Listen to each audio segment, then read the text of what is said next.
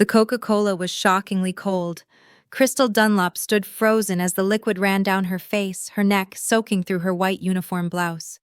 The stains spread across the fabric like blood, while the men in designer suits howled with laughter. "Did you get that?" Ethan Marlowe gasped between laughs, pointing at his friend's raised phone. "Send it to the group chat!" Crystal couldn't move, couldn't breathe. Around her, Manhattan's elite stared from their tables, some with shock, others with amusement. But not one person stood up. Not one voice protested. She was invisible to them, just another waitress, just another nobody who existed only to serve their drinks and clear their plates. Her white blouse was ruined, stained beyond saving.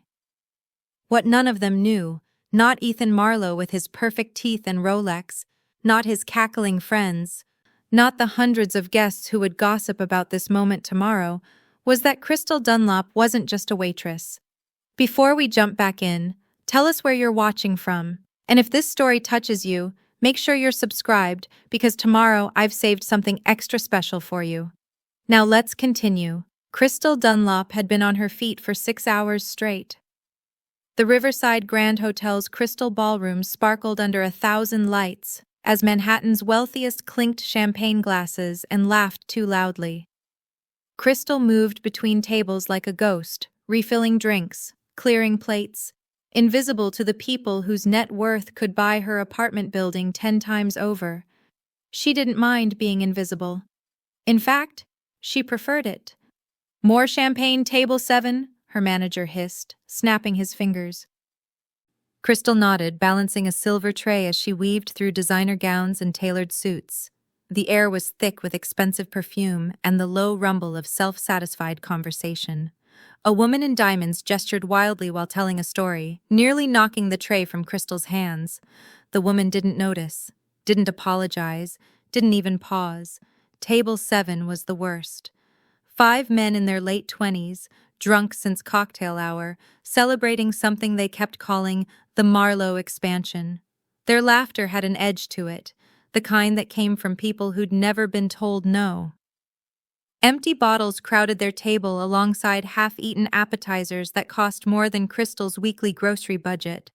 "Finally!" one of them drawled as Crystal approached. His name tag read Ethan Marlowe.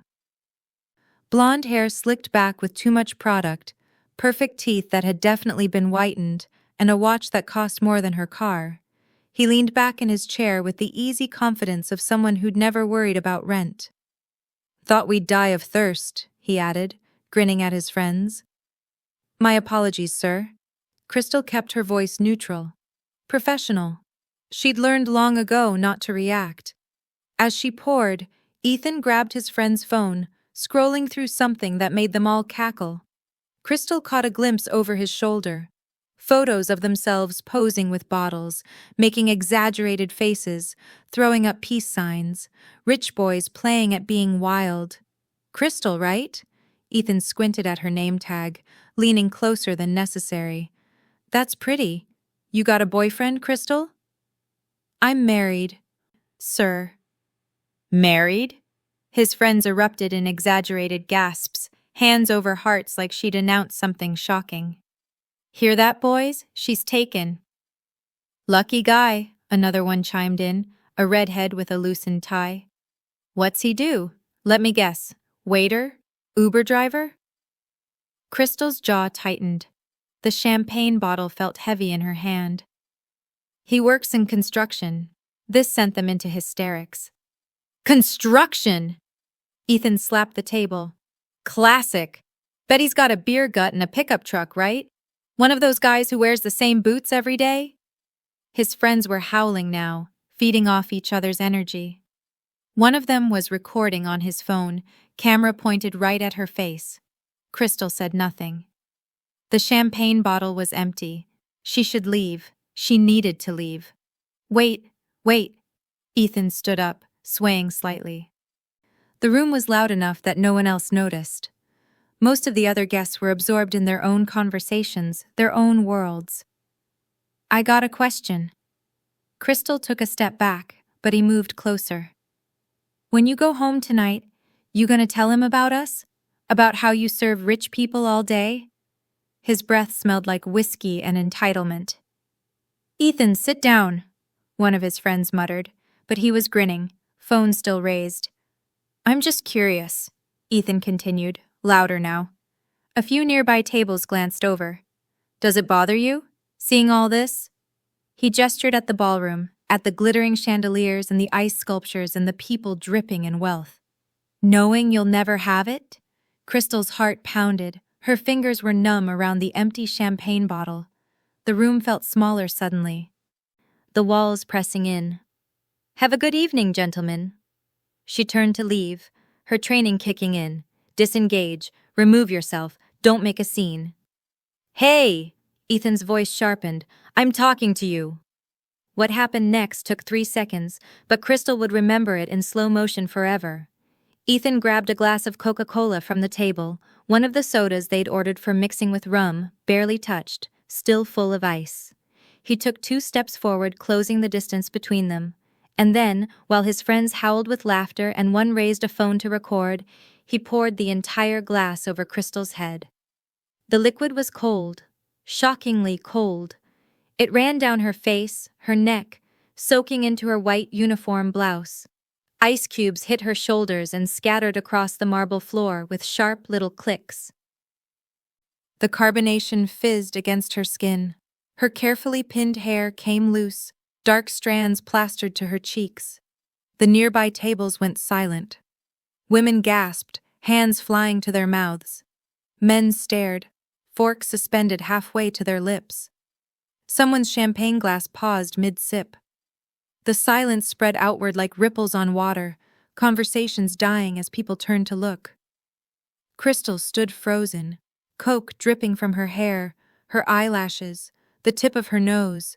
She couldn't breathe, couldn't think.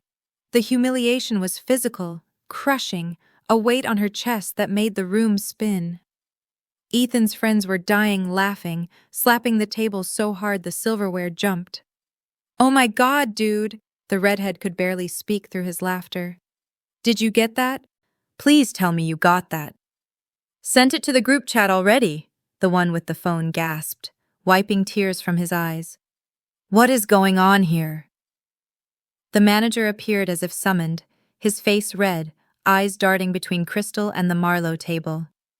He was a thin man named Gerald, who wore too much cologne and had a habit of appearing whenever there was trouble.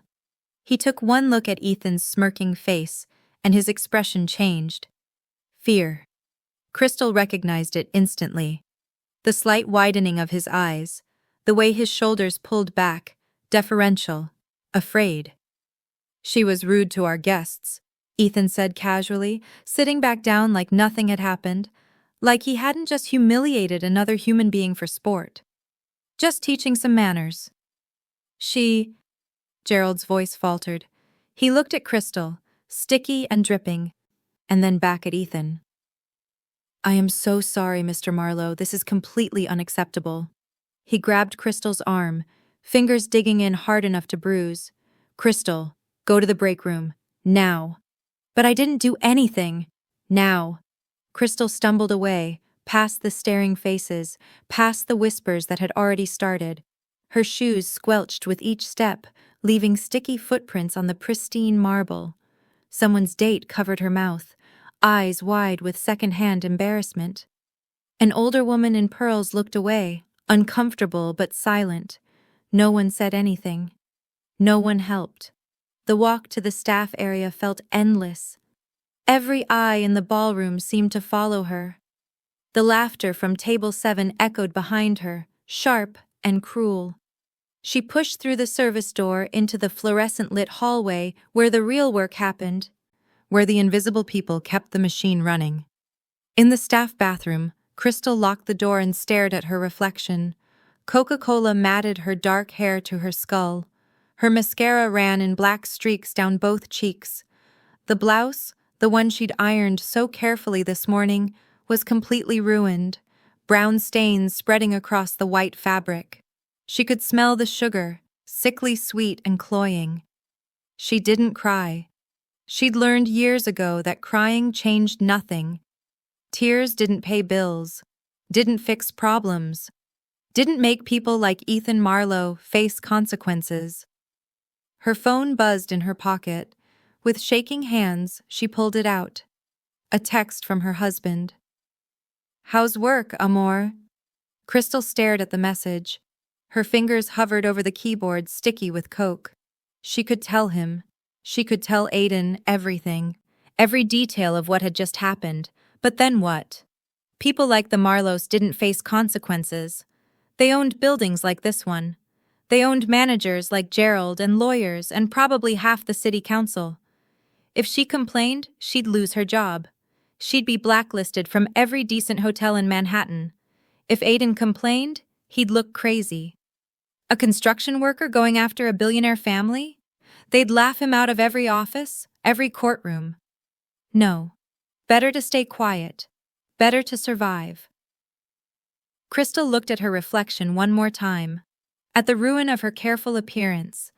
At the evidence of her humiliation dripping down her face. She typed back, "Fine, home soon."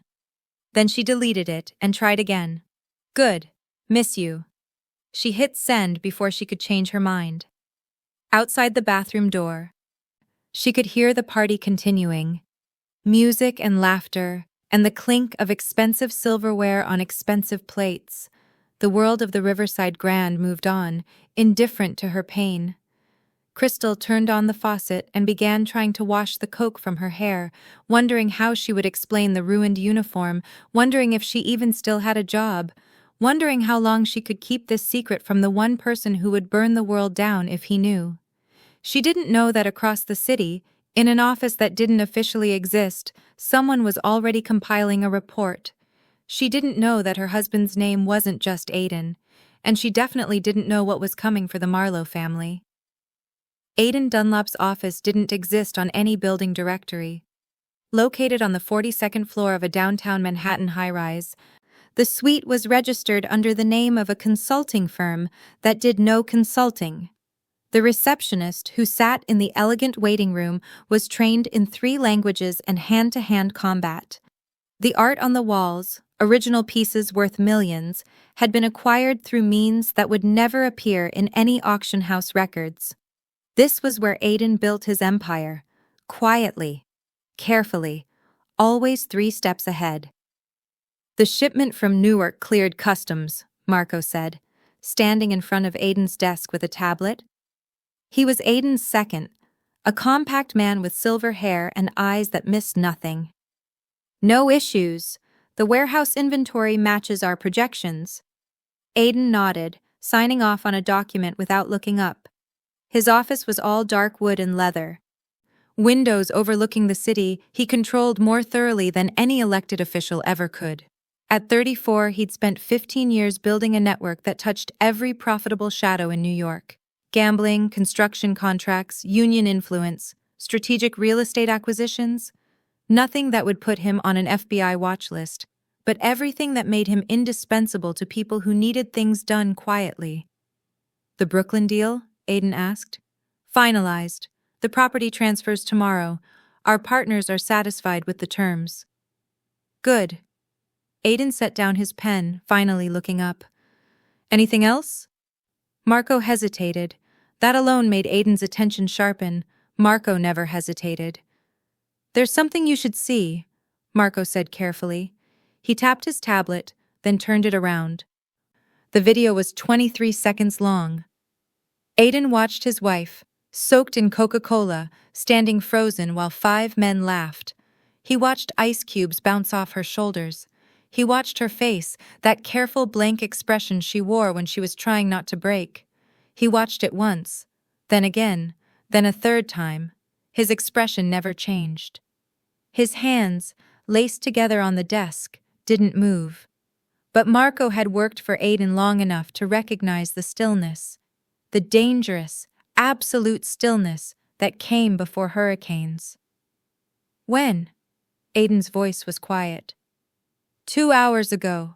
Riverside Grand Hotel.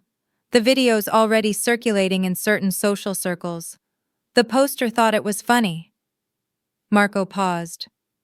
"The man who poured the drink is Ethan Marlowe. Son of Richard Marlowe.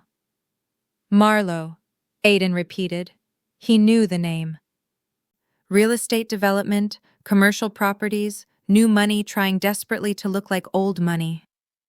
Tell me about them. Marco had clearly anticipated this question. Richard Marlowe, 58. Built his fortune in commercial development over the last 20 years. Current net worth estimated at $400 million. He has 3 sons. Ethan is the middle child, 27, vice president of Marlowe Development Group. Reputation for being reckless. 2 DUIs that got buried. A sexual harassment settlement from last year that also disappeared. Disappeared how? Money. Lawyers. The family has a fixer named Patterson who handles their problems. Aiden watched the video again. Watched Crystal's hands tremble as coke dripped from her hair. She had texted him hours ago saying work was fine. She had lied to protect him from worrying. The thought made something cold and precise settle in his chest. I want everything, Aiden said. Financial records, business dealings, personal habits, who they owe, who owes them. Every property, every investment, every skeleton in every closet. Already started, Marco said. I'll have a full report by morning. Not morning, tonight. Marco nodded and left without another word. Alone in his office, Aiden stood and walked to the window. The city sprawled below him, millions of lights in the gathering dusk. Somewhere out there, Crystal was probably taking the subway home, still wearing the stained uniform, still carrying the humiliation alone because she thought she had to. She had married him 5 years ago, before the money, before the power solidified into what it was now. She knew he worked in construction, which was technically true. He owned 3 construction companies. She knew he had business interests, which was delicately vague. She didn't ask questions, and he didn't volunteer information. It was safer that way. For her. But safety was a two-way street, and the Marlowe family had just violated the only rule that mattered to Aiden. They had touched what was his. His phone rang. He answered without checking the caller ID. It's done, a voice said. Female, efficient. This was Angela, who ran his information network. I pulled the video from 6 social media accounts and traced the original poster. Also deleted from the cloud backups. As far as the internet is concerned, it never happened. Good. Do you want me to identify everyone who saw it before deletion? No, just the Marlowe family and their immediate circle. I want to know who laughed. Understood. Aiden ended the call as his phone buzzed with an incoming text. From Crystal. Working late tonight. Don't wait up. Love you. Another lie. She wasn't working late. She'd probably been sent home after the incident. But she was giving him an excuse, a reason not to see her yet, because she needed time to compose herself. His jaw tightened. He typed back. Be safe. Love you too. Then he made another call. Vincent, he said when the line connected, I need you to look into something. Vincent Calabrese was Aiden's oldest friend and his most trusted attorney. He handled the legitimate side of Aiden's business empire, the part that filed taxes and appeared in public records. What do you need? Vincent asked. The Marlowe family. Richard Marlowe specifically. I want to know every business deal they have in motion, every permit they're waiting on, every contract they're negotiating, every loan they're carrying. Planning a hostile takeover? Something like that. This wouldn't have anything to do with a video that briefly appeared online about 2 hours ago, would it? Aiden's silence was answer enough. I'll make some calls, Vincent said. Give me until morning. I have until morning from Marco.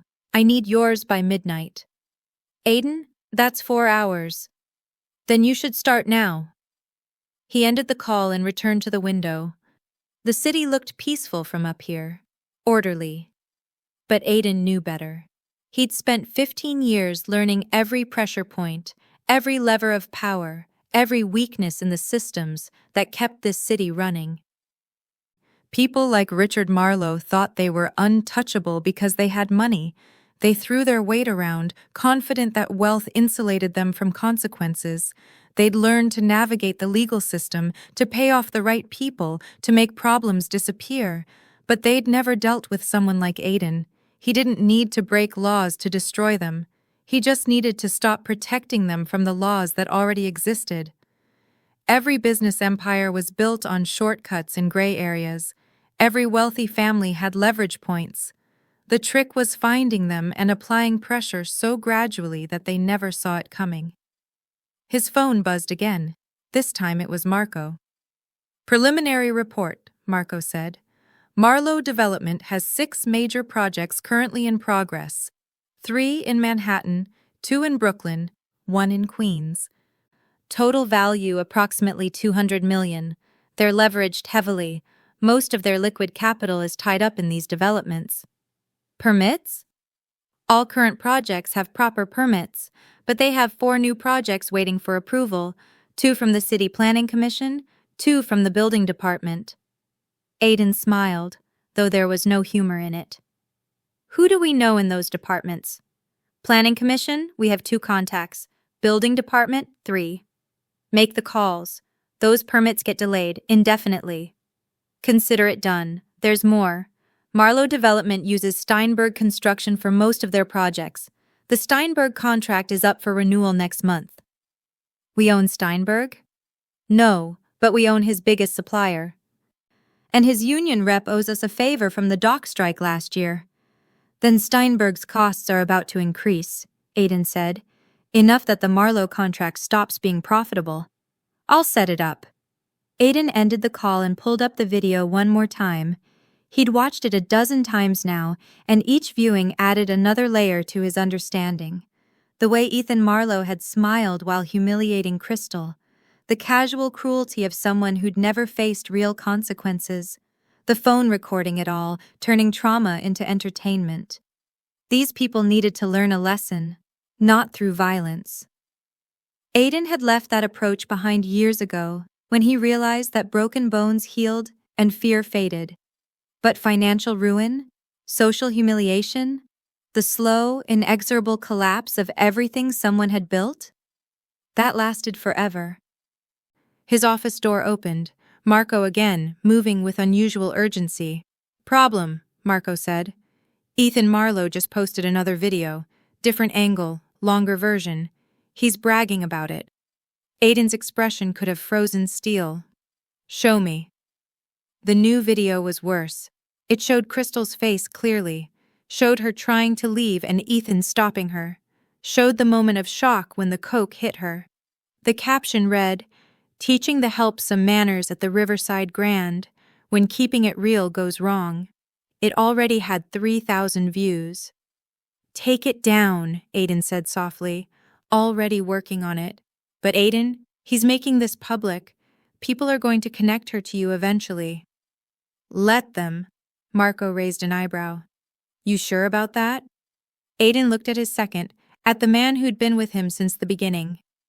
"I've spent 15 years being careful, staying in the shadows, making sure my name never appeared in the wrong places. And why? To protect what I'd built, to protect the people I care about." He gestured at the screen, at the frozen image of his wife's humiliation. This is what that protection bought her. Some rich nobody thinking he can treat her like garbage because she has no one to stand up for her. Aiden's voice was cold, precise. "So yes, I'm sure.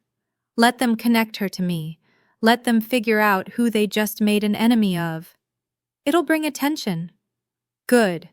I want the Marlowes to know exactly who's destroying them. I want them to understand why." Marco nodded slowly. "How far do you want to take this?" Aiden looked out at the city again. At the lights and the buildings and the carefully constructed order that he'd learned to manipulate like a conductor leading an orchestra. "As far as it needs to go," he said. "The Marlowes want to play games? Let's show them what real power looks like." Richard Marlowe's penthouse overlooked Central Park from the 68th floor. Floor-to-ceiling windows offered a view that cost $12 million, not including the interior renovations that had added another 3. The living room alone was larger than most Manhattan apartments, decorated in whites and grays with splashes of gold that screamed expensive taste, or at least what money could buy of it. Richard stood at those windows now, scotch in hand, surveying his kingdom. At 58, he'd built Marlowe Development Group from a single strip mall investment into a $400 million empire. 20 years of calculated risks, strategic partnerships, and knowing exactly whose palms to grease had brought him here. "Dad, you seeing this?" Ethan bounded into the room, phone in hand, still wearing his tuxedo from the gala. "The video's at 10,000 views already, it's going viral." Richard turned, raising an eyebrow. "What video?" "From tonight, at the Riverside Grand." Ethan was grinning, that same reckless smile he'd had since childhood, the one that usually preceded expensive problems. "This waitress got mouthy with us, so I taught her some manners. Poured Coke right over her head. Funniest thing you've ever seen." He held out his phone. Richard watched the video, his expression neutral. He'd seen his son pull stunts like this before. The DUI incidents, the harassment complaint from that intern, the property damage at the Hamptons house. Each time their attorney Patterson had made it disappear. "You recorded it?" Richard asked. "Brandon did, but I posted it. This is comedy gold, Dad. Even Tucker's guys are sharing it."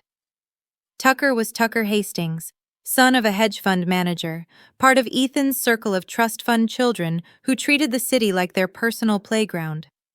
Richard knew the type well. He'd been one of them once, before his own father had cut him off and forced him to actually build something. "Take it down," Richard said. "What? Why?" "Because we don't need the attention. You want to end up like the Kellerman kid?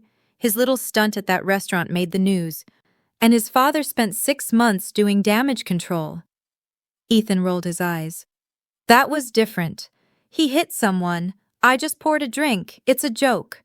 "Take it down, Ethan." "Fine, fine." Ethan tapped his phone, but Richard could tell from his expression that he was just saying what his father wanted to hear. The video would stay up, at least until it got boring. Richard returned his attention to the window. "The Hudson Yards project. Where are we with permits?" "Should have them by next week," Ethan said, already distracted by his phone again.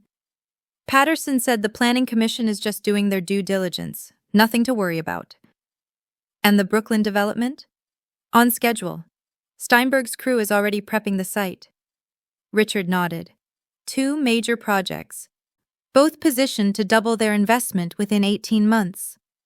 The Hudson Yards property alone would net them $60 million once the commercial space is leased out. Everything was proceeding exactly as planned. His phone rang. His wife, Victoria, calling from the Miami house. "The decorator wants to know about the tiles," she said without preamble. "The Italian marble or the Portuguese granite?" "Whichever costs less." "Richard, this is the master bathroom. We're not cheaping out on the master bathroom." "Fine. Italian marble." That's what I told her. Also, Ethan made the society pages again, something about a charity gala. Richard glanced at his son, now sprawled on the white leather sofa, still glued to his phone. "Something like that. Make sure he's networking properly. The Vanderbilt girl is single again. Her family owns half of Connecticut. I'll mention it." After ending the call, Richard poured another scotch. This was his life. Managing properties, managing investments, managing his son's image. It was exhausting, but it was the price of success. His other phone buzzed. The one he kept for business matters that required discretion. A text from Patterson. "Need to discuss the Harbor Point permits. Call when you can." Richard frowned. Harbor Point was supposed to be straightforward. They'd greased all the right wheels, made all the right contributions to the right campaigns. The permits should have been rubber-stamped weeks ago. He'd call Patterson in the morning. Across town, in a Brooklyn loft that cost more per month than most people's salaries, Ethan Marlowe held court with his friends.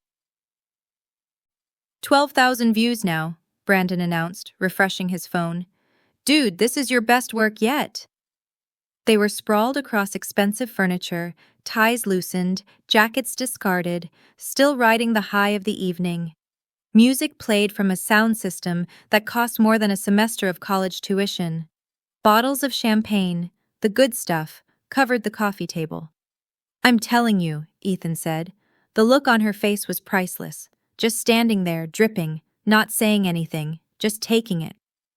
"What was her name again?" Tucker asked, smoking a cigar that probably violated 6 building codes. "Crystal something. Who cares? She's nobody." "Think she'll try to sue?" This from James, the only one in the group with anything resembling common sense. Ethan laughed. "Sue me? With what lawyer? She's a waitress. Probably makes minimum wage plus tips. My family's legal team would bury her before she even filed paperwork." "Still, posting the video might have been too far," James pressed. "It's fine. My dad has people who handle this stuff. Besides, it's not like I hit her. I just poured a drink. It's basically a prank." Brandon raised his glass. To Ethan, the legend. They all drank, laughing, already moving on to the next story, the next joke. Crystal Dunlop was already forgotten, just another amusing anecdote from another night of excess. Ethan's phone buzzed. A text from his father. "Meeting tomorrow, 9 a.m. My office. Don't be late." He grimaced. His father's meetings were never fun. Probably another lecture about responsibility or public image or something equally boring. But Ethan had heard it all before. His father would bluster and threaten, and then Patterson would make whatever problem existed disappear, and life would continue exactly as it always had. Because that was how the world worked when you had money. Real money. The kind that bought silence and cooperation and second chances. Ethan had been living proof of that his entire life. "Another round?" Tucker asked, already opening a fresh bottle. "Absolutely," Ethan said, holding out his glass. The video on his phone had 14,000 views now. The comments were mostly laughing emojis and jokes about putting people in their place. A few negative ones, people calling him privileged or cruel, but those were easy to ignore. He'd forgotten about it by the next drink. What Ethan didn't know was that 3 blocks away, in a nondescript office building, a team was compiling a very different kind of file. Marco's people worked through the night, pulling records, making calls, tracing connections. The Marlowe family's business empire looked solid on the surface, but every empire had cracks. You just had to know where to look. The Hudson Yards project depended on permits from a planning commission where 2 members owed favors to Aiden's network. The Brooklyn development used Steinberg Construction, whose supply chain ran through companies that Aiden had indirect control over. The Harbor Point expansion required union labor, and the union rep had been in Aiden's pocket since the dock strike. And that was just the beginning. The Marlowes had built their fortune, the way most wealthy families did, by cutting corners they thought no one would notice. Zoning variances that shouldn't have been approved, safety inspections that had been expedited, tax assessments that came in mysteriously low, building codes that were interpreted loosely. All of it was technically legal, or legal enough that the right lawyer could argue it away. But it only worked as long as the system cooperated. As long as the inspectors looked the other way, the permits got approved, the unions stayed quiet. Aiden didn't need to break the system. He just needed to stop protecting the Marlowes from how it was supposed to work. By morning, the first pieces would be in motion. Back in his penthouse, Richard Marlowe finally went to bed, unaware that his empire had just been marked for dismantling. He fell asleep confident in his wealth, his power, his untouchability. In Brooklyn, Ethan passed out on his couch, phone still in hand, the video still playing on a loop for strangers to laugh at. Neither of them understood what was coming. They'd spent their lives believing that money made them invincible, that wealth meant freedom from consequences. They'd learned to navigate a system that favored people like them, that bent rules and made exceptions for the right price. But they'd made one critical miscalculation. They'd assumed Crystal Dunlop was alone, that she was just another invisible person they could mistreat without repercussion, that pouring Coke on a waitress was just a joke, just another story to tell at parties, just another example of their power over people who couldn't fight back. They didn't know about the man who watched that video a dozen times, memorizing every detail. They didn't know about the network of influence that stretched through every profitable shadow in the city. They didn't know that Crystal's husband had just decided to teach them what real power looked like. The Marlowes went to sleep that night, convinced of their own invincibility, completely blind to the fact that their downfall had already begun. And by the time they realized what was happening, it would be far too late to stop it. Richard Marlowe's morning started with coffee and the Wall Street Journal, a routine he'd maintained for 20 years. He sat in his home office, mahogany desk imported from Italy, surrounded by framed photos of groundbreaking ceremonies and ribbon cuttings. Evidence of his success lined every wall: the strip mall in Jersey that started it all, the first Manhattan high-rise, the waterfront development that made him a legitimate player in the city's real estate game. His phone rang at exactly 8:47 a.m. Patterson, his attorney. "We have a problem with Hudson Yards," Patterson said without preamble. Richard set down his coffee. "What kind of problem?" "The Planning Commission postponed the permit approval indefinitely." "What do you mean indefinitely? You said this was handled. You said we had the votes." "We did, or I thought we did. Commissioner Hayes isn't returning my calls, and Thompson suddenly has concerns about environmental impact studies." Richard's jaw tightened. "We did the environmental studies. They were approved 6 months ago." "He wants new ones, says the data is outdated." "That's insane. Those studies cost us $40,000. "I'm aware. I'm trying to set up a meeting, but no one's responding to my requests. It's like we've been blacklisted." Richard stood and walked to his window, looking out at the city he'd conquered through sheer will and strategic payments. "Fix it. I don't care what it costs. That project breaks ground in 3 weeks. We have contractors scheduled, materials ordered. Every day of delay costs us money." "I'm working on it," Patterson said, but there was something in his voice. Uncertainty. Patterson was never uncertain. "What else?" Richard asked. "What makes you think there's something else?" "Because I've known you for 15 years, and you only use that tone when you're about to give me more bad news." Patterson sighed. "Steinberg Construction called. They're requesting a renegotiation of the Brooklyn contract. We signed that contract 2 months ago. They're citing increased material costs and labor expenses, want to add 20% to the budget." 20%? That's ridiculous. Tell them no." "I did. They said they'll walk." Richard felt the first flicker of real concern. Losing Steinberg would delay the Brooklyn project by months. They were already mobilized, already familiar with the plans. Finding a replacement would mean starting over, rebidding, potentially redesigning elements to match a new contractor's capabilities. "Steinberg's been with us for 8 years, Richard said. "Why would they suddenly play hardball?"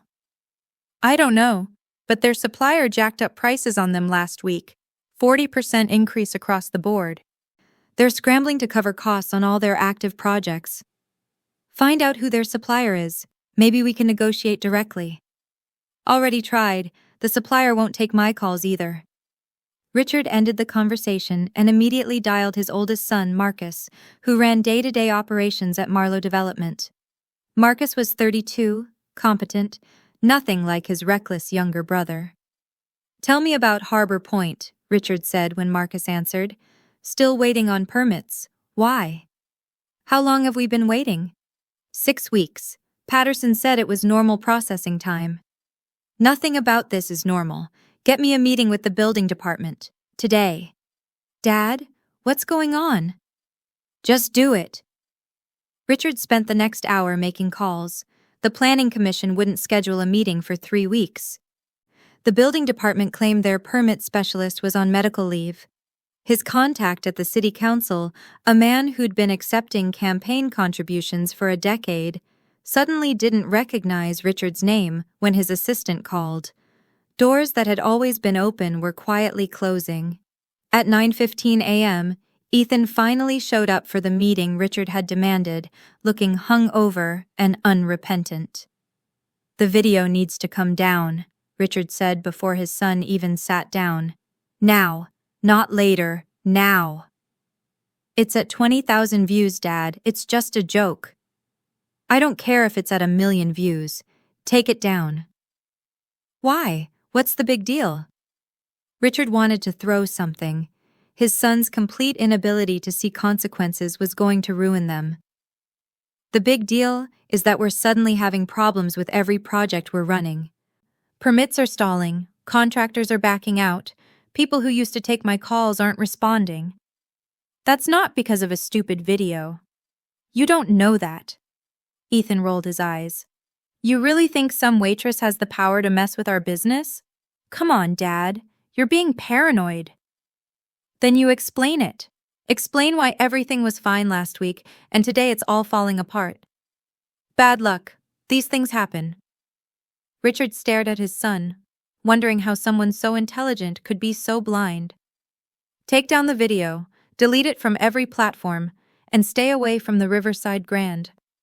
Actually, stay away from anywhere that has staff you might feel tempted to humiliate." "Fine," Ethan muttered, pulling out his phone. "But this is an overreaction."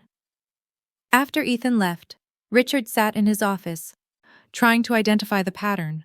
3 different projects, 3 different problems, all emerging within 24 hours. It couldn't be coincidence. Someone was coming after him. But who? And why? Across the city, in his office that didn't officially exist, Aidan Dunlop reviewed the morning's reports with Marco. "Planning Commission?" Aidan asked. "Delayed the Hudson Yards permits indefinitely. Commissioner Hayes is citing procedural concerns. Commissioner Thompson wants new environmental studies." "How much will that cost them?" "The studies themselves? About 40,000, but the delay is the real damage. They have contractors scheduled to break ground in 3 weeks. Every day of delay costs them roughly 30,000 in holding costs, interest on their construction loans, and penalties for missing deadlines with their anchor tenants." Aidan nodded. "Steinberg requested a 20% increase on the Brooklyn contract. Richard Marlowe refused, so Steinberg is threatening to walk." "Will they actually walk?" "Probably not, but the negotiation will drag out for weeks. More delays, more costs, and even if they settle, the relationship is damaged. Steinberg won't prioritize Marlowe projects anymore." "Good. What about Harbor Point?" Marco smiled slightly.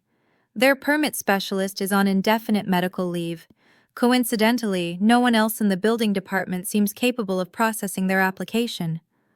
"How long can we keep that stalled?" "As long as you want. The department is chronically understaffed. Easy to lose paperwork, cite missing documentation, require additional reviews." Aidan stood and walked to his window, the same view of the city he'd contemplated the night before. Below, millions of people went about their lives, completely unaware of the invisible machinery that controlled so much of what they experienced. Traffic lights that worked or didn't. Construction projects that got approved or stalled. Businesses that thrived or mysteriously struggled. Most people thought it was random, luck, the natural chaos of urban life. But Aidan knew better. Everything was connected. Every system had pressure points. Every empire was built on a foundation of relationships and favors and carefully maintained goodwill. And he'd spent 15 years mapping all of it. "The Marlowes are going to start digging," Aidan said. "They're not stupid, Richard especially. He'll try to figure out what's happening." "Let him dig," Marco said. "He won't find anything that points to you. All of this looks organic. Permits delayed by bureaucratic process. Contractors dealing with market fluctuations. Nothing illegal, nothing traceable." "What about the video?" "Still up. 23,000 views now. Ethan was supposed to take it down this morning, but he only made it private, still accessible to anyone with the link. Aiden's expression hardened. He's not taking this seriously. He doesn't understand that actions have consequences. Not yet. He will. Vincent Calabrese arrived at noon, carrying a leather folder thick with documents. Aiden's attorney looked tired but satisfied, the kind of satisfaction that came from finding exactly what you were looking for. The Marlowe empire is more fragile than it looks, Vincent said, spreading papers across Aiden's desk. They're leveraged to the limit. Every project is financed with loans that have strict timeline requirements. If they miss deadlines, penalty clauses kick in. If they miss enough deadlines, banks can call the loans. How many projects can they afford to have delayed before they're in real trouble? 2, maybe 3. They've got 6 active projects right now. If half of them stall, they'll have to start selling assets to cover the shortfall. Aiden studied the financial documents. Numbers that represented Richard Marlowe's life work, his empire, his legacy. All of it built on debt and timing and the assumption that the system would continue to cooperate. Their biggest vulnerability? Aiden asked. The Hudson Yards project. They've got $12 million in bridge loans financing the purchase and early development. If they can't break ground by their deadline, the interest rate jumps 3 points. That's an additional $30,000 per month. If they miss the deadline by more than 90 days, the bank can demand immediate repayment of the full amount. When's the deadline? 7 weeks from today. Aiden smiled. Not a pleasant smile, the smile of a predator who'd just confirmed his prey was cornered. How long can we delay the permits? As long as you want, Vincent said. Hayes and Thompson will sit on this for months if you ask them to. By the time the Marlowes figure out a workaround, they'll be deep into penalty territory. Do it. After Vincent left, Aiden pulled up the video one more time. Crystal, dripping with Coke, standing frozen while rich men laughed. His wife, humiliated for entertainment. The Marlowes thought this was over. Thought it was just a moment, a joke, something that would fade into the background noise of their privileged lives. They had no idea it was just beginning. Aiden picked up his phone and called a number he rarely used. It rang 3 times before a gruff voice answered. It's been a while, the voice said. I need a favor, Tommy. Tommy Rizzo ran the largest construction union in the city. 15,000 members, all loyal, all willing to walk off a job site with one phone call. Name it, Tommy said. Marlowe Development. Any projects using union labor, I want complications. Nothing illegal, just slow. Paperwork delays, safety concerns, equipment inspections that take longer than usual. Consider it done. This related to that video I saw? You saw it? My niece is a waitress. She sent it to me. Said it made her sick. That the Dunlop woman? Yeah. Then those bastards deserve whatever's coming. Tommy's voice hardened. Union guys don't forget. We take care of our own, and waitresses are working people same as us. I appreciate it, Tommy. Don't mention it. Literally, don't mention it. Aiden ended the call and stood again at his window. Somewhere out there, Richard Marlowe was probably still making phone calls, still trying to understand what was happening to his empire. Let him wonder. Let him scramble. Let him feel helpless and confused and frustrated. The same way Crystal had felt, standing in that ballroom, dripping with humiliation while no one helped her. The Marlowes wanted to play games with people they thought were powerless. Now they'd learn what real power looked like, and this was only the beginning. 3 weeks after the incident at the Riverside Grand, Richard Marlowe stood in his attorney's office and faced a reality he'd never imagined. We need to sell the Miami property, Patterson said, sliding a folder across his desk. Richard didn't touch it. Absolutely not. Victoria just finished renovating. Then find another $3 million to cover the Hudson Yards penalties. $3 million? Last week you said it was 2. That was last week. The bridge loan interest increased again, and we had another equipment failure at the Brooklyn site. OSHA showed up for a surprise inspection and shut us down for 48 hours. That's another 100,000 in delays. Richard's hands clenched into fists. OSHA never does surprise inspections. Someone called them. Probably, but the violations they cited were legitimate. Inadequate safety barriers, missing documentation, expired certifications on 2 pieces of equipment. Nothing major, but enough to justify the shutdown. Steinberg is supposed to handle equipment certifications. Take it up with them. Right now, we need to focus on keeping our projects financed. The Miami house is our most liquid asset. It's worth $8 million. We owe $2 million on the mortgage. Selling gives us $6 million in cash to cover immediate problems. Richard stood and walked to Patterson's window. The view wasn't as good as his penthouse, but it still showed the Manhattan skyline, the city he'd conquered inch by expensive inch. What about the Connecticut land, the parcel we bought for future development? Not liquid enough. Would take months to sell, and at a loss. Land without permits isn't worth much. The art collection? Maybe $500,000, and that's if we're lucky. Not enough to make a difference. Richard felt the walls closing in. This couldn't be happening. 6 weeks ago, everything had been fine. Perfect even. Projects on schedule, finances solid, the future bright with profitable developments. Now it was all unraveling. Who's doing this? Richard asked quietly. Patterson looked up. Doing what? Don't play stupid. This isn't bad luck. This is coordinated. Someone is coming after us. Richard, I know it feels that way, but I've looked into it. The permit delays are bureaucratic incompetence. The contractor issues are market conditions. The OSHA inspection was random. None of this is random. Then who? Who has the power to manipulate city permits? Construction unions, federal safety inspections, and bank loan terms? You'd need connections everywhere. You'd need to control half the city. Richard had no answer, because Patterson was right. What he was describing would require influence at every level of city operations, connections in multiple industries, the kind of power that took decades to build. Maybe it's the Castellanos, Patterson suggested. You underbid them on the Hudson Yards property. They weren't happy about it. The Castellanos are developers, not miracle workers. They don't have this kind of reach. Then I don't know what to tell you, except that we need to sell the Miami house, and we need to do it fast.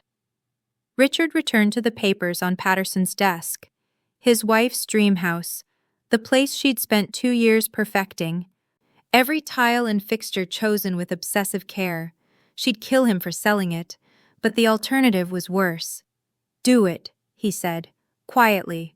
I don't want this in the news. I'll have the realtor listed as a private sale. Richard left the office feeling older than his 58 years. In the elevator, he caught his reflection in the polished doors. When had the bags under his eyes gotten so pronounced? When had his hair gotten so gray? His phone buzzed. A text from Marcus. Harbor Point permits denied. They're citing zoning issues. Richard typed back. What zoning issues? We had approval. They changed the zoning last month. Didn't notify us. Now we need to reapply under new guidelines. Richard wanted to throw his phone through the elevator doors. Change the zoning. Without notification. That should have been illegal. Or at least grounds for a lawsuit. But lawsuits took time and money, both of which he was running short on. Another text, this time from Ethan. Need to talk. It's important. That was never a good sign. When Ethan said something was important, it usually meant expensive. They met at a coffee shop in Midtown, neutral territory away from the office where employees might overhear. Ethan looked nervous, a rare expression on his usually confident face. I got fired, Ethan said without preamble. Richard blinked. Fired? From what? The company, your company. Marcus called me this morning and said I'm out. Marcus doesn't have the authority to fire you. He said you gave him the authority, that you wanted me gone. Richard rubbed his temples. He'd discussed reducing Ethan's responsibilities with Marcus last week, getting him away from client-facing roles after the video incident. But fired?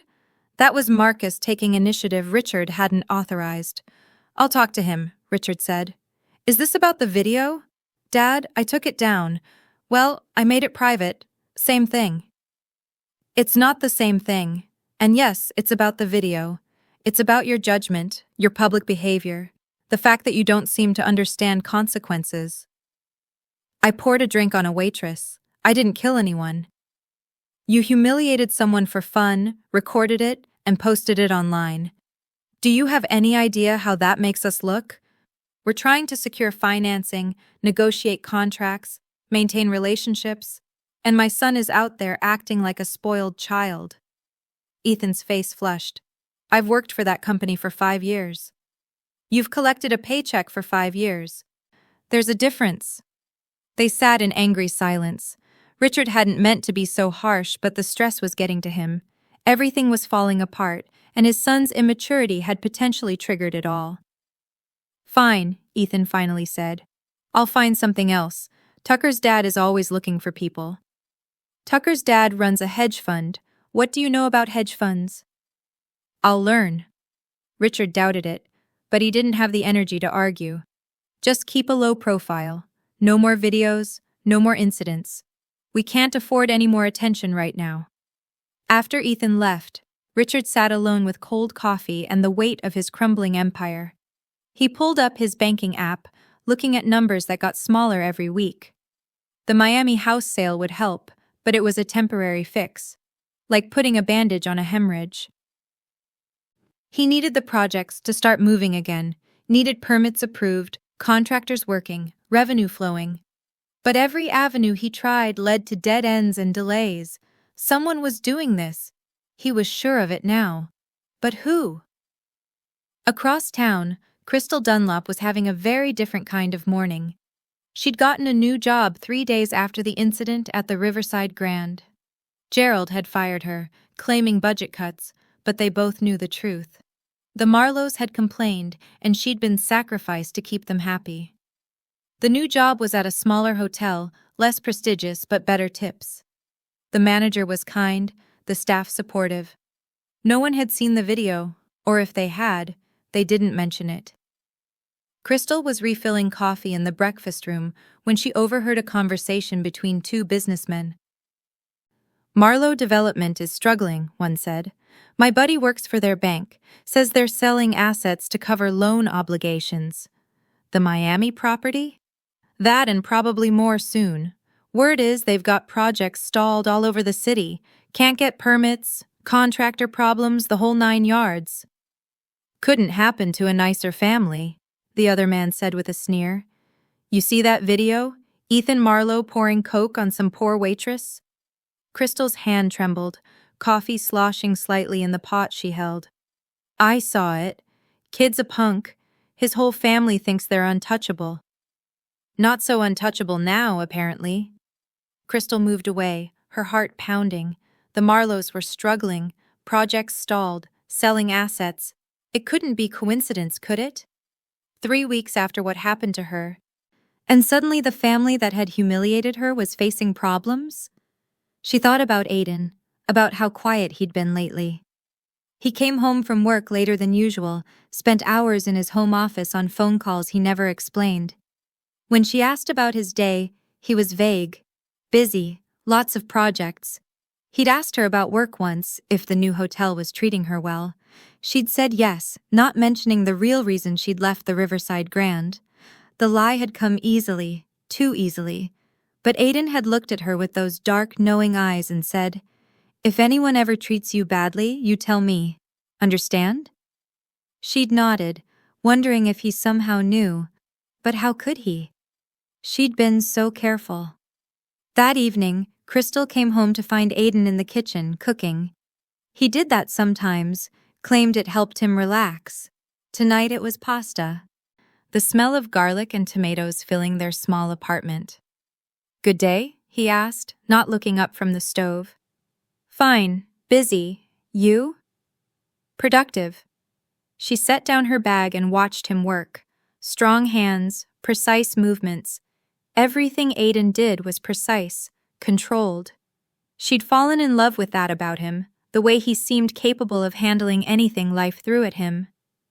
"I heard something interesting today," Crystal said carefully, "about Marlowe Development, that they're having financial problems." Aiden's stirring didn't pause. "That's so?" "The people talking about it seemed happy, said the family had it coming." "Rich people have problems too," Aiden said. "Just different kinds." "Do you know them? The Marlowes?" Now he did look at her. "Why would I know them?" "I don't know, just asking." He returned his attention to the pasta. "Construction business crosses paths with development companies sometimes, but I don't know them personally." The lie was smooth, casual.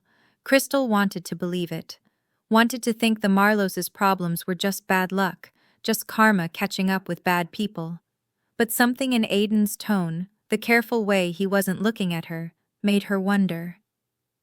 "Aiden," she said softly, "if I told you something bad happened at work, at my old job, would you do something about it?"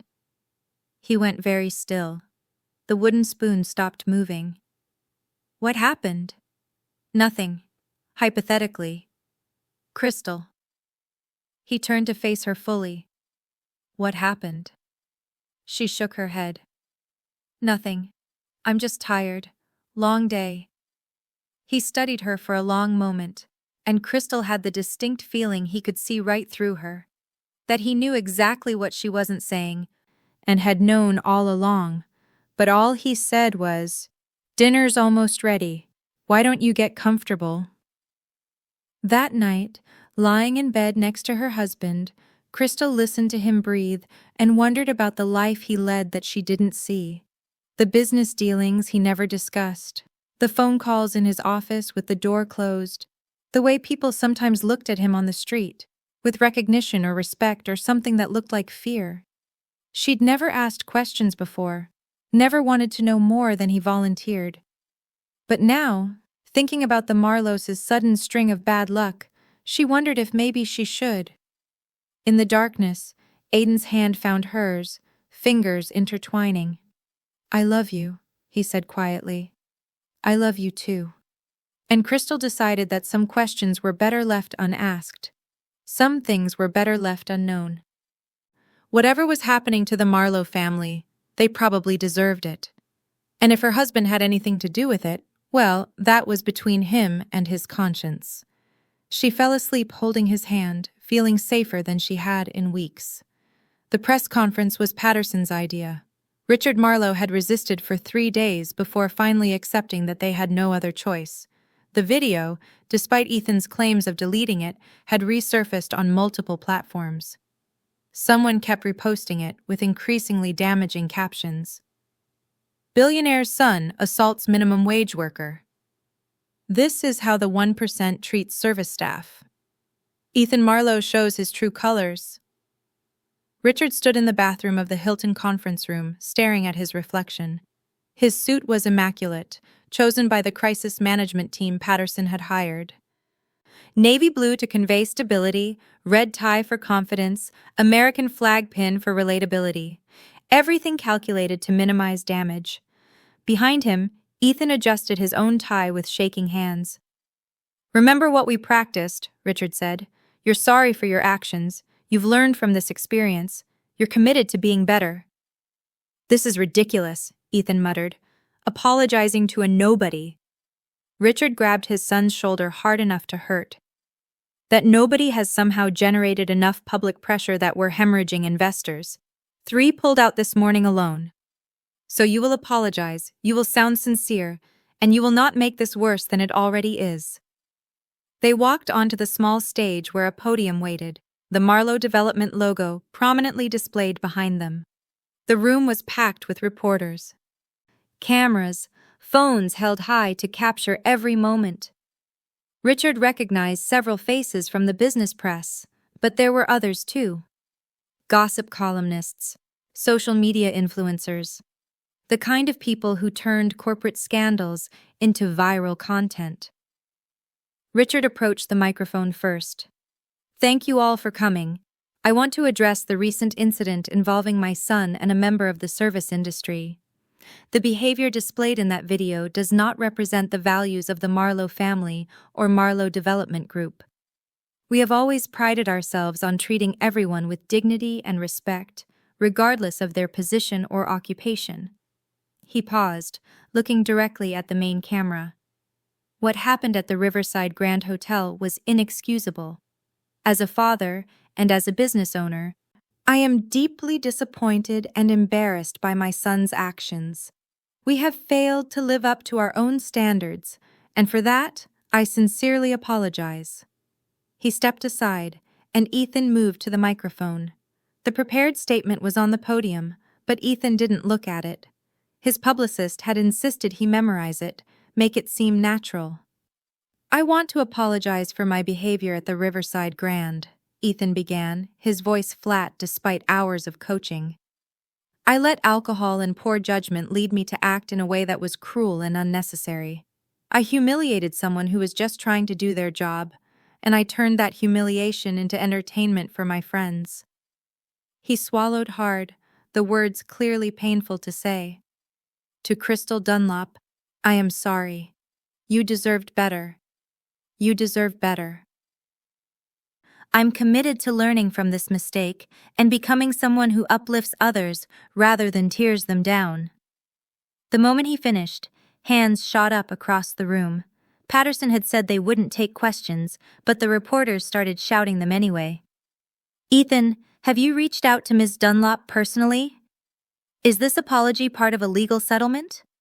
Richard, how do you respond to allegations that your company has a culture of elitism? They left the stage without answering, retreating to a private room where the crisis management team waited with tablets showing real-time social media reactions. The consensus was brutal. Most insincere apology ever. He's only sorry he got caught. Rich boy reads script, thinks we're stupid. It's a disaster, the lead publicist said. The apology is trending, but not in a good way. People are comparing his tone to hostage videos. Richard's phone rang, Marcus calling. Dad, we have a problem. Another one? The banks. Chase just called in the Hudson Yards loan. They're demanding immediate payment of the full $12 million. Richard felt the blood drain from his face. They can't do that. We have 90 days. Not anymore. There's a clause about reputational damage affecting the value of their investment. Legal says it's enforceable. Get Patterson on it. I already did. He says we can fight it, but it'll take months. In the meantime, they can freeze our accounts. Richard hung up and immediately called his CFO. How much liquid capital do we have? After the Miami sale, maybe $4 million? And we need 12 for Chase. What about the other properties? All mortgaged. We could sell, but it would take time we don't have. Richard ended the call and looked out the window at the city that was slowly strangling his empire. In the space of 6 weeks, he'd gone from planning expansions to facing bankruptcy. And it had all started with a glass of Coca-Cola and his son's arrogance.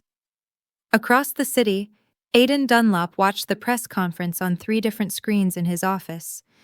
Each showed a different news outlet's coverage, different angles of the same humiliation. Marco stood beside him, taking notes on a tablet. Chase called in the loan? Aidan asked. 20 minutes ago. They're also reviewing all other Marlowe accounts for similar clause violations. What about their investors? 4 more pulled out during the press conference. The apology made things worse, not better. Ethan came across as insincere, and Richard looked desperate. Aidan nodded, his expression unreadable. The construction sites? Brooklyn is shut down indefinitely. Union walked off this morning citing unsafe working conditions. Hudson Yards never broke ground, so that's dead in the water. Harbor Point is tangled in so much red tape it might as well not exist. Their personal assets? Richard's trying to sell everything. The Miami house is already gone. The Hampton property is listed. Victoria's jewelry is quietly appearing at auction houses. They're liquidating everything they can, But it won't be enough. Aiden turned to look out at the city. Somewhere out there, Richard Marlowe was probably in another emergency meeting, trying to figure out how to save an empire that was already dead. He just didn't know it yet. One more push should do it, Aiden said quietly. What did you have in mind?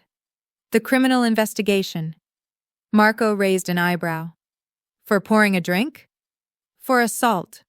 Crystal never filed charges, but she still can. And with the video evidence, the public pressure, the current climate around wealth inequality and abuse of power, the DA might be interested in making an example. You want Crystal to file charges? No, I want the DA to investigate whether charges should be filed. Let the Marlowe see police showing up at their offices, their homes.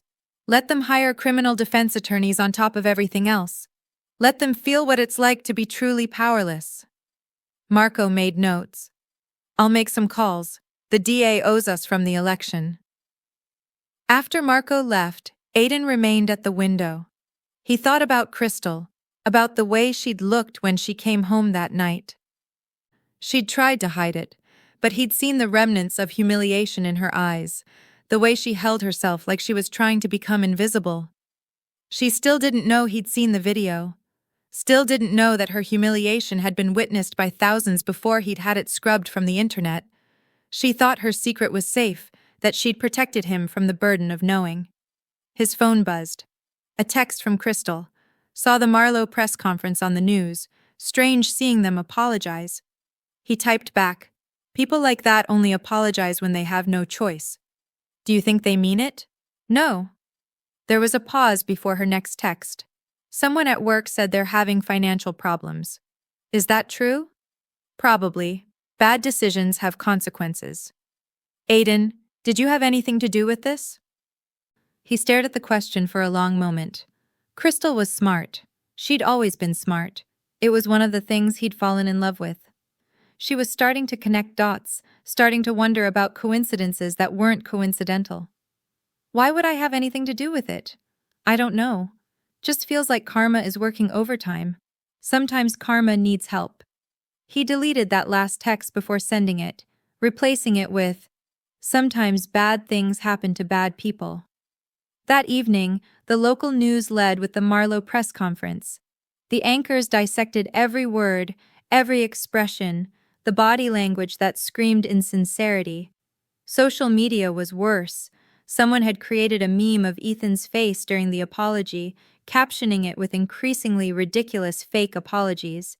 The Marlowe name was becoming toxic, synonymous with privilege and cruelty. By midnight, Richard Marlowe had aged 5 years in a single day. Sitting in his home office, surrounded by boxes of documents his accountants had demanded, he finally understood the truth. This wasn't random. This wasn't bad luck. Someone had systematically destroyed everything he'd built, and they'd done it so carefully, so precisely, that he couldn't even prove it was happening. Every setback looked legitimate. Every problem had a reasonable explanation. But the timing, the coordination, the escalation, it all pointed to one conclusion. Someone with incredible power wanted him ruined. And they'd succeeded. The last text he received that night was from Patterson. Criminal investigation opened. They want to question Ethan tomorrow. Richard didn't reply. There was nothing left to say. The empire he'd spent 20 years building was gone. All because his son had thought it was funny to humiliate a waitress. Just another nobody, Ethan had said. Someone who didn't matter. Someone who couldn't fight back. How wrong they'd been. Crystal had been pretending to read the same page of her book for 20 minutes when Aiden finally emerged from his home office. It was nearly midnight, later than usual even for him. She watched him pour 2 glasses of wine, a Malbec they'd been saving for a special occasion, and knew something was different tonight. "Can't sleep?" he asked, handing her a glass. "Waiting for you." He sat beside her on the couch, close but not touching. The television was on, muted, showing footage of the Marlowe Development headquarters surrounded by news vans. Earlier that day, investigators had arrived with boxes. wheeling out documents while cameras captured every moment. "They arrested Ethan Marlowe," Crystal said quietly. "It was on the news. They're charging him with assault." "I heard." The reporter said someone came forward with additional evidence. Security footage from angles that weren't public before. Shows him grabbing my arm before he poured the drink. Makes it assault instead of just harassment. Aiden sipped his wine, eyes on the television. "You never mentioned he grabbed you." Crystal's hand tightened on her glass. There it was. The admission she'd been avoiding. "You knew?" "I've known since the night it happened." "How?" "Someone sent me the video. One of the early versions before it went viral." His voice was calm, matter of fact. 23 seconds of my wife being humiliated while strangers laughed." Crystal set down her wine with shaking hands. "I didn't want you to worry. I didn't want you to do something that would get you in trouble." "Trouble?" Aiden turned to look at her fully. "Crystal, what do you think I do for a living?" "Construction. You own construction companies." "That's part of it. A small part." She'd always known, hadn't she? The late-night meetings, the calls he took in private, the way certain people looked at him with a mixture of respect and fear. The expensive gifts that appeared after particularly long weeks. The lawyers who called him Mr. Dunlop in a tone that suggested he was more than just another client. "The Marlows," she said. "Their problems. That was you?" "Problems have many causes. Bad decisions compound. Markets fluctuate.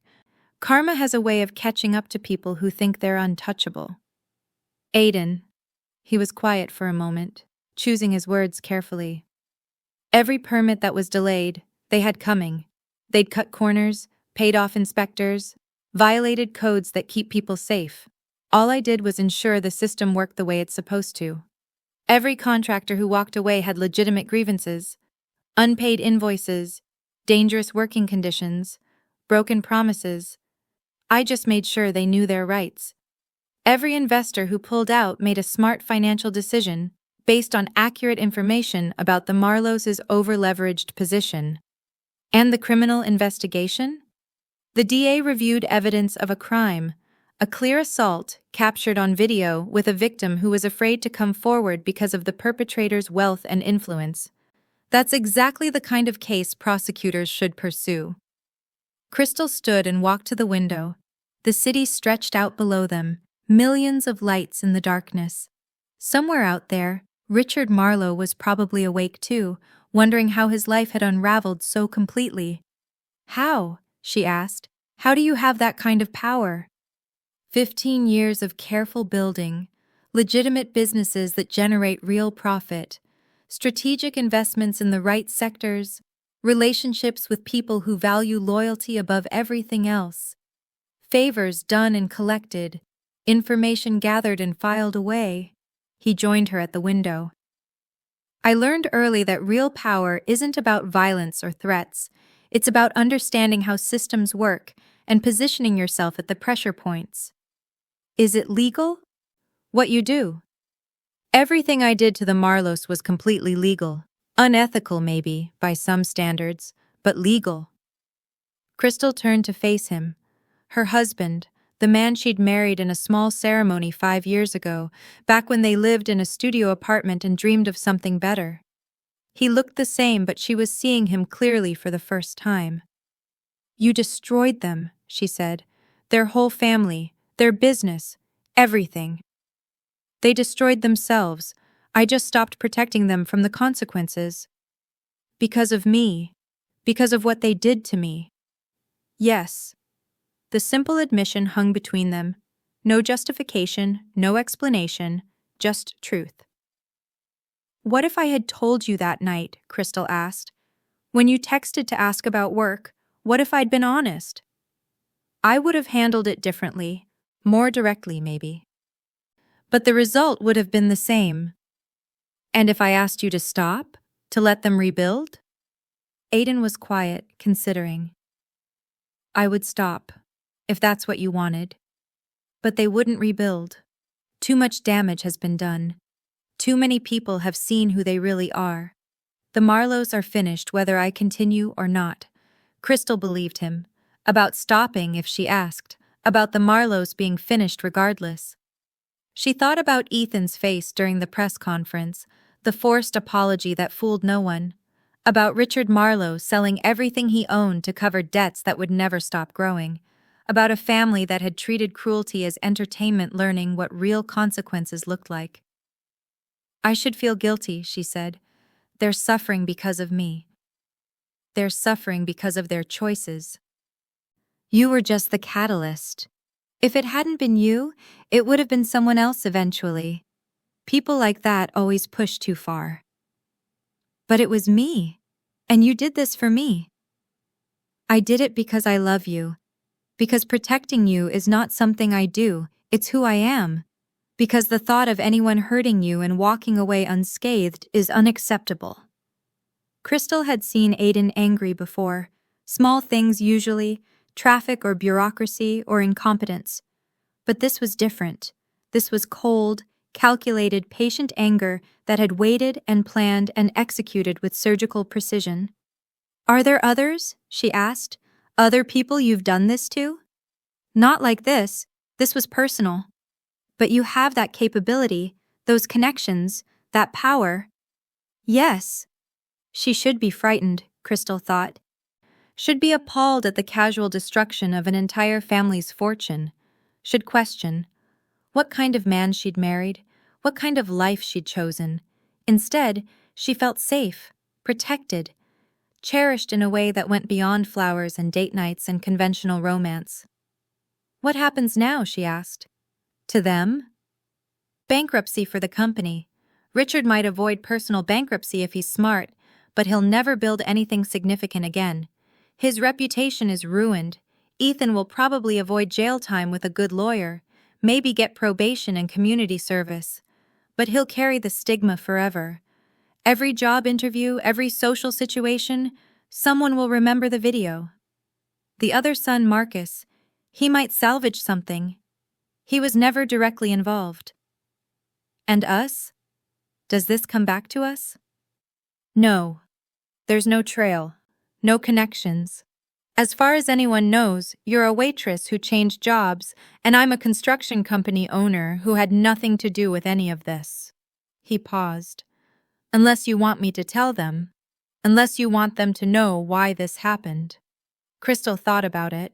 About facing the Marlows and telling them that their destruction was the price of a spilled drink and cruel laughter. About the satisfaction of seeing understanding dawn in their eyes. But no, that would be petty. Would make her complicit in a way she wasn't ready for. No, she said. Let them wonder. Let them never know for sure. Aiden nodded. They stood together at the window, wine forgotten, watching the city that never slept. After a while, Crystal leaned into him, feeling the solid warmth of his presence. I love you, she said. I love you too. Promise me something. Promise me this was special, that you won't do this every time someone looks at me wrong or cuts me off in traffic or gives me a hard time. A small smile touched his lips. I promise. This was unique. The nuclear option, you might say, reserved for special occasions. Good. Because as much as I appreciate the gesture, I can fight my own battles most of the time. I know you can. But sometimes when the battlefield is unfair, when the enemy has every advantage, it's okay to have backup. Crystal turned in his arms, looking up at him. Is that what you are? My backup? I'm whatever you need me to be. She kissed him then, pouring into it everything she couldn't say. Gratitude and fear and love and a dozen other emotions too complex to name. When they pulled apart, the news was showing aerial footage of the Marlowe offices, dark except for a few lights where lawyers probably worked through the night trying to salvage something from the wreckage. No more secrets, Crystal said. I know I can't know everything about your business. I'm not asking for details, but no more pretending you just run construction companies. No more lying about why you work late or who you're meeting. I need to know who I'm married to. All right. No more secrets. They went to bed, but Crystal lay awake for a long time, processing everything she'd learned. Her husband was not the simple businessman she'd pretended he was. He was something more complex, more dangerous, more powerful than she'd imagined.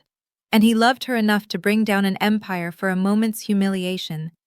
It should have scared her. Instead, she pulled closer to him in the darkness, listening to his steady breathing, and felt safer than she ever had before. The Marlowes had learned what happened when you hurt someone Aidan Dunlop loved. Crystal hoped no one else would need the same lesson. The auction notice appeared in the Times on a Tuesday morning. Luxury penthouse, Central Park views, 4,500 square feet, by order of creditors. Richard Marlowe read it 3 times before the words fully registered. His home, the crown jewel of his success, would be sold to the highest bidder in 2 weeks. "We need to pack," Victoria said from the doorway.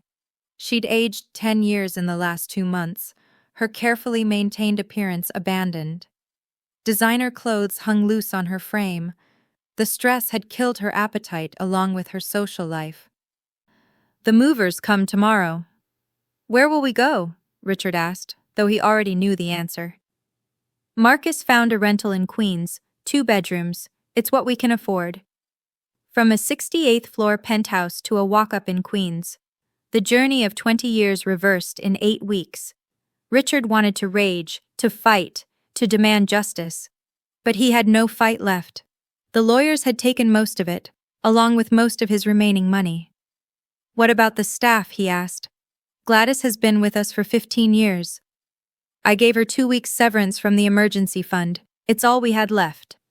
Richard nodded. Even their housekeeper was getting a better deal than they were. At least she could find another job. Who would hire him now? His name was poison in every boardroom in the city. His phone rang. Patterson calling. Probably with more bad news. That's all he delivered these days. "The criminal case," Patterson said without preamble. "Ethan took a plea deal." "Without consulting me?" "He's represented by a public defender now, remember? We couldn't afford to keep the criminal team." Right. Another casualty of their financial collapse. The best lawyers money could buy had become a single, overworked public defender juggling 50 cases. 6 months in county, 2 years probation, 500 hours of community service, Patterson continued. He'll serve it in the kitchen at Rikers. Fitting, wouldn't you say? The man who humiliated a service worker now serving food to inmates. Richard hung up without responding. There was nothing left to say. Ethan's apartment had been seized the week before. His cars impounded and sold at auction. His watches, his art collection, even his clothing had been catalogued and liquidated. The IRS had found irregularities in his tax returns going back 3 years. Apparently, he'd been taking cash payments for consulting work and never reporting it. Small amounts, nothing that would have mattered when they had money for good accountants. But now, with forensic auditors combing through everything, it was enough to trigger penalties that would follow him for decades. Marcus appeared in the doorway, the only one of them still employed, working 16-hour days at a commercial real estate firm that had hired him for his knowledge of the Marlowe properties. They were picking over the corpse of the empire, and they needed someone who knew where all the bodies were buried. "I've been thinking," Marcus said, "about how this all happened." "Don't," Richard warned. "No, listen. The timing was too perfect. Every system failing at once, every backup plan blocked. Someone did this to us." "And what if they did? What do you want me to do about it? Sue them? With what money? Investigate? With what resources?" Richard's voice was hollow. "It doesn't matter who or why. What matters is that we lost." "It was the waitress," Marcus said quietly. "Crystal Dunlop. She must have connections we didn't know about. A husband maybe, or a brother. Someone with power." Richard laughed, a bitter sound. "A waitress brought down a $400 million empire? That's your theory? Can you think of a better one?" Richard couldn't. But it didn't matter. Even if Crystal Dunlop had somehow orchestrated their downfall, what could they do about it? They had no money, No influence, no friends left. Everyone who had once sought their favor now avoided their calls. "Let it go," Richard said. "It's over." The moving truck arrived at dawn, accompanied by 2 security guards who were there to ensure the Marlowes didn't try to remove anything that now belonged to creditors. Victoria supervised the packing with the dignity of a deposed queen, directing the movers with quiet authority even as they dismantled her life. Richard found himself in his office, staring at the wall of photographs. Every major deal, every groundbreaking, every ribbon cutting. 20 years of empire building reduced to images that would soon be in a dumpster. He took one photo, small enough to hide in his jacket. The groundbreaking of their first Manhattan project. Back when the future held nothing but promise. "Mr. Marlowe?" One of the security guards stood in the doorway. "I need to check your pockets before you leave." Even this final indignity couldn't pierce the numbness. Richard submitted to the search, watched the guard find the photo, watched him toss it back onto the desk. "Everything in the apartment stays," the guard said, not unkindly. "Orders from the bank." By noon, they were in the rental in Queens. 2 bedrooms, 1 bathroom, a view of another building's brick wall. The furniture was rented, basic pieces that would have embarrassed them to own 3 months ago. Victoria stood in the center of the living room, looking lost. "I need to buy groceries," she said faintly. "I haven't done that in years. Gladys always handled the shopping." "I'll go with you," Richard offered. "No." Her voice was sharper than intended. "No, I need to learn." "We both do." She was right. They'd spent so long insulated by wealth, by staff, by the buffer money provided from real life's sharp edges. Now they had to learn to be ordinary again. The news coverage was relentless. From penthouse to poorhouse, the Marlowe empire collapses.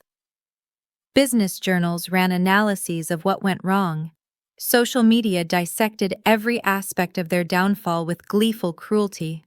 The video of Ethan at the Riverside Grand was edited into compilations showing the family's arrogance over the years, a greatest hits of entitlement ending with Crystal Dunlop dripping with coke. Richard's phone rang constantly for the first few days. Reporters wanting statements, former friends calling to gloat disguised as sympathy, creditors demanding payments for debts he couldn't remember incurring. Then he changed his number, and the calls stopped. The silence was worse. Marcus came by in the evenings when he could. He was living in a studio in Brooklyn, sending most of his salary to help with their rent. He looked exhausted, worn down by work that paid a fraction of what he'd made at Marlowe Development. "Ethan starts his sentence next week," Marcus said one evening over Chinese takeout. "I talked to his lawyer. He's scared." He should be, Richard thought, but didn't say. County jail was no place for a soft, rich kid who'd never faced real consequences. But what could they do? No money for protection, no influence to trade for easier conditions. "He made his choices," Victoria said, stabbing at her low mane. "We all did." That was the hardest part, Richard reflected. Not the loss of money or status or comfort. It was the knowledge that they'd brought this on themselves. Every shortcut taken, every corner cut, every person stepped on. During the climb up, had been waiting at the bottom to watch them fall. The city moved on without them. New developments rose where Marlowe projects had stalled. Other firms absorbed their contracts, their clients, their opportunities. In a few years, Richard realized, it would be like they'd never existed at all. Just another cautionary tale told in business schools about hubris and consequences. He took a job at a property management company, assistant to a regional manager who was 15 years younger and treated him with barely concealed contempt. $60,000 a year, no bonuses, no equity. A rounding error compared to what he used to make in a day. Victoria found work too, as a personal shopper at Bloomingdale's. She who had once spent without thinking now helped other wealthy women spend, smiling through their casual dismissals and impossible demands. She came home each night with stories of customers who reminded her of who she used to be, and the shame in her eyes was terrible to see. The Marlowe empire was dead. The family that had once commanded respect and fear was now just another casualty of overreach and arrogance. They'd thought themselves untouchable, protected by wealth and connections and the power that came with both. They'd been wrong. And somewhere in the city, Crystal Dunlop was probably serving drinks to people who would never know her name, would never realize that she'd been the catalyst for one of the most complete destructions of a financial empire the city had ever seen. The Marlowes knew, though. In their Queen's rental, eating takeout and watching their former life from a distance, they knew. They just couldn't prove it, couldn't do anything about it. And that, Richard thought as he lay awake on a rented bed, listening to sirens and neighbors arguing through thin walls, that was the cruelest part of all. Crystal stood in the kitchen of their new apartment, sunlight streaming through windows that actually opened. The space was 3 times larger than their old place, with a view of the river instead of another building. She was unpacking dishes, real china that Aidan had insisted on buying, when she heard his key in the lock. "How was the meeting?" she asked as he entered. "Productive. The Brooklyn project is moving ahead on schedule." He set down his briefcase and kissed her cheek. "The crew likes the new safety protocols we implemented." It had been 6 months since the Marlowe empire collapsed. 6 months since that night when Aidan revealed the extent of his influence. Their life had settled into a new rhythm, one where Crystal no longer pretended not to notice the late-night calls or the visitors who came to their home with briefcases full of documents. "I saw Victoria Marlowe today," Crystal said carefully. Aidan paused in loosening his tie. "Where?" "At Bloomingdale's. I was shopping for a dress for the charity gala next week. She was working there helping another customer." "Did she recognize you?" "I don't think so. She looked right through me, the same way she used to when they had money." Crystal set down the plate she was holding. "She looked tired, Aidan. Defeated. Having regrets?" Crystal considered the question. "No, not regrets exactly, but seeing her there, doing the same job she used to look down on, it felt strange, like the world had flipped upside down." "The world corrected itself," Aidan said. "People ended up where their choices led them." He was right, Crystal knew. The Marlowes had built their empire on exploitation and cruelty. They had treated people as disposable, as entertainment, as stepping stones to greater wealth. What happened to them was justice, even if it was justice delivered through unconventional means. "There's something else," Crystal said. "I've been thinking about going back to school." Aidan smiled, the genuine smile he reserved just for her. "What would you study?" "Business management, maybe hospitality. I know the service industry from the bottom up. Maybe it's time to learn it from the top down." "I think that's a wonderful idea. We can afford it?" "Crystal, we can afford whatever you want. The construction business is legitimate and profitable. The other ventures even more so. Money isn't something you need to worry about anymore." It was still strange, that casual confidence about finances.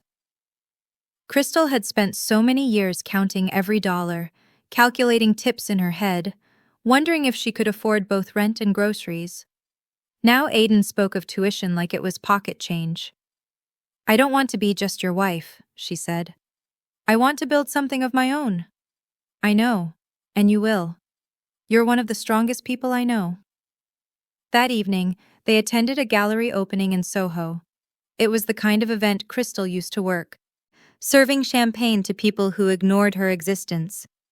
Now she was a guest, wearing a dress that cost more than she used to make in a month, mingling with the same class of people who had once treated her as invisible. "Mrs. Dunlop?" A man approached them, extending his hand. "Thomas Chen. I've been hoping to meet your husband." Crystal had learned to recognize the type, businessman with a problem, looking for the kind of solution that existed in the gray areas of the law. She smiled politely and excused herself. leaving Aiden to handle whatever negotiation was about to unfold. She found herself in front of a painting, abstract swirls of red and gold that reminded her of spilled wine. Or spilled Coke, her mind supplied unbidden. "Interesting piece," a voice said beside her. Crystal turned to find Marcus Marlowe standing there, holding a glass of water instead of champagne. He looked older, worn down by the last 6 months, but there was something else in his expression. Recognition. "Marcus," she said simply. "Crystal." He studied her, taking in the designer dress, the jewelry, the confident posture. "You look well." "Thank you." "My family owes you an apology," he said quietly. "What Ethan did was inexcusable, what we all did, by extension, by allowing him to behave that way for so long." Crystal said nothing, waiting. "I know it was your husband," Marcus continued, voice so low only she could hear. "I can't prove it. No one can, but I know. The timing, the precision, the completeness of it all. Only someone who loved you would destroy us so thoroughly for such a personal slight." "I don't know what you're talking about." "Of course not." Marcus smiled sadly. "And even if you did, what would it matter? We deserved what happened to us. I see that now. We built our success on the backs of people we considered beneath us. We treated human dignity as optional, as something only the wealthy deserved. Why are you telling me this?" "Because I wanted you to know that one of us learned something from all this. I'm not asking for forgiveness or sympathy. I just wanted you to know that your humiliation, our destruction, it wasn't for nothing. At least one person changed because of it." He walked away before Crystal could respond, disappearing into the crowd. She stood there for a moment, processing the encounter.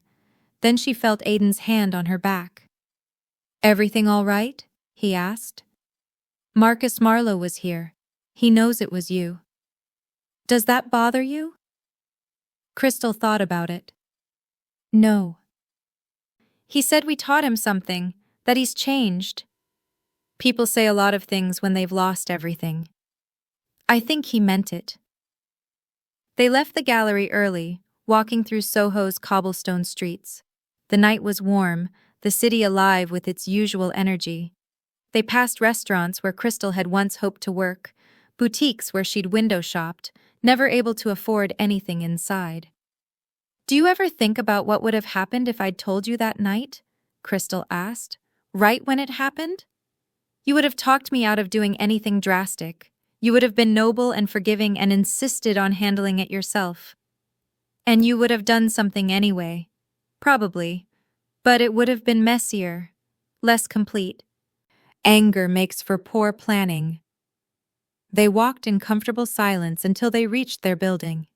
The doorman greeted them by name, held the door with genuine respect, rather than the forced deference Crystal remembered from her service days. In their apartment, Crystal stood at the window, looking out at the river. 6 months ago, she'd been a waitress living paycheck to paycheck, invisible to everyone except the man who loved her. Now she was the wife of one of the city's most powerful men, though few people knew the true extent of Aiden's influence. "I want to help people," she said suddenly. "Women in the service industry who get harassed, humiliated, treated as less than human. I want to create a fund or a program or something." "We can do that," Aiden said immediately. "Set up a foundation, provide legal resources, counseling, job training for women who want to transition out of service work. And for those who want to stay in it, we could push for better protections, better wages, actual consequences for customers who abuse staff. Consider it done. We'll meet with lawyers next week to set up the structure." Crystal turned from the window to look at her husband. "You'd do that? Just like that?" "Crystal, I destroyed a $400 million empire because they humiliated you. Setting up a foundation to help other women is nothing compared to that." "It's not nothing. It's everything. It's taking something terrible and making something good from it." That night, as they lay in bed, Crystal thought about the strange turns life could take. The Marlows were scattered, broken, learning to live without the wealth that had insulated them from consequences. Ethan was in jail, serving food to inmates who probably treated him with the same disdain he'd shown to service workers. Victoria was folding clothes and fetching sizes for women who barely acknowledged her existence. Richard was taking orders from someone half his age, experiencing the powerlessness he'd once inflicted on others. And Crystal? She was free. Free from the fear of not making rent. Free from the humiliation of being treated as less than human.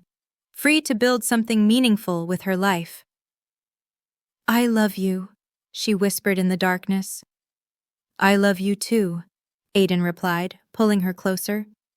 Tomorrow, she would start researching business schools. She would begin planning the foundation that would help other women like her.